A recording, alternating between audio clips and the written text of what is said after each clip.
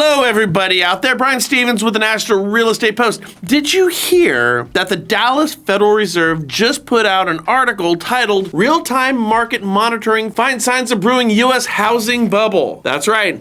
The Dallas Fed thinks that we are currently in a housing bubble, standing on an island of one. Now, their argument is this. Real house prices adjusted for inflation, have steadily increased in the United States since 2012. Further acceleration in the pace of house price appreciation began before the pandemic, but has strengthened noticeably since early 2020. For prospective buyers and sellers, as well as policymakers, knowing the state of the housing market is imperative. Using a novel statistical toolkit for assessing the health of the United States housing market in real time, we over here at the Dallas Fed argue that the underlying causes of the run-up differ from those during the last housing boom, which preceded the 2007-9 global financial crisis. However, there's growing concern that the United States housing prices are again becoming unhinged from fundamentals. So from my perspective, yes, they're absolutely right. Housing prices are once again unhinged from the fundamentals, but we are not in a housing bubble.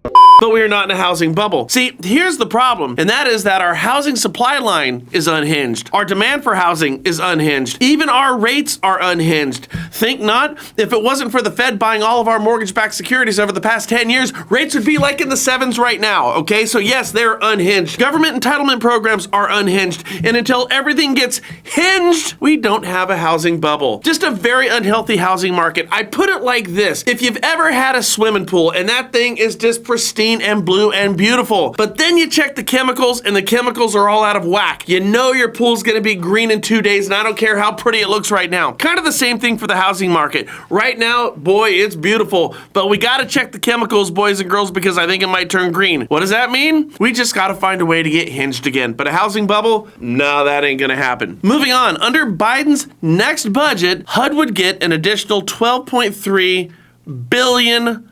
Not just $12.3 billion, but $12.3 billion in addition to the $59.6 billion that they already get. My God, how much money does it take to run one of these agencies? That's $71 billion, by the way, to run HUD. It's crazy. Ask yourself, do you think HUD adding an additional $12.3 billion is going to make any difference to HUD's influence and execution on what they do? I mean, they provide $32.1 billion for House Choice vouchers, almost $2 billion for the Home Investment Partnership Program, $50 billion in mandatory funding for additional low-income housing. That includes $113 million through FHA and Home for complementary loan and down payment assistance pilot programs to expand home ownership opportunities for first-generation and or low-wealth first-time home buyers. $3.8 billion for the Community Development Block Grant, or the CDBG. $900 million in resources across HUD's multifamily housing programs for modernization activities aimed at energy efficiency and resiliency to climate change impacts. All, my friends, very, very noble endeavors. But nothing in this is there anything that addresses the fundamental problem with housing for the masses,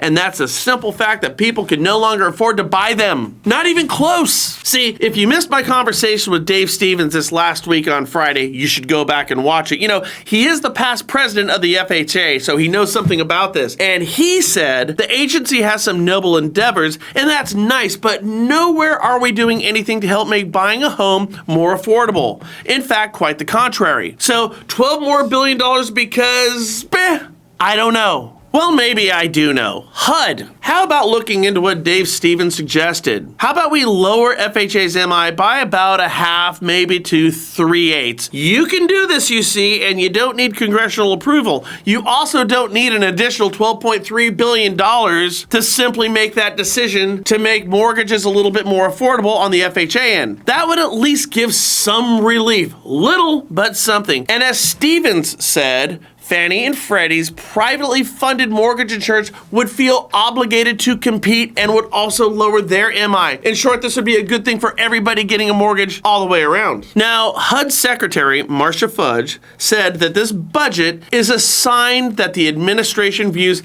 housing as a foundational platform to help address urgent challenges facing our nation. Well, if only she felt the same way that she thinks the administration does. Seriously, in Marcia Fudge's Congress's HUD FHA 2021 annual financial report to Congress. Yes, I read that. It addresses FHA's mutual mortgage insurance account. She said, and I quote, HUD today released its fiscal year FY 2021 report to Congress on the financial health of the FHA's mutual mortgage insurance fund. In addition to its emphasis on delivering relief options to the homeowners financially impacted by the COVID pandemic, FHA continued to deliver on its mission to enable home ownership for first-time and low and moderate income households of color. All right, did you notice anything weird about that? And there was something very weird about that. Why in the hell is HUD talking about financial relief for COVID when they're discussing their default insurance policies, better known as the mutual mortgage insurance account?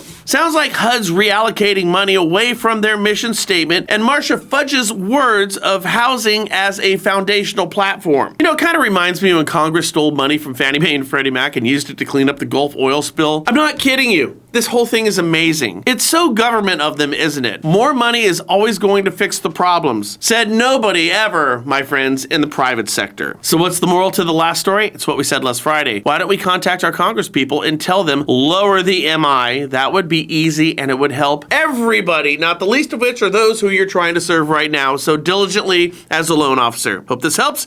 You guys all have a great day. Cheers.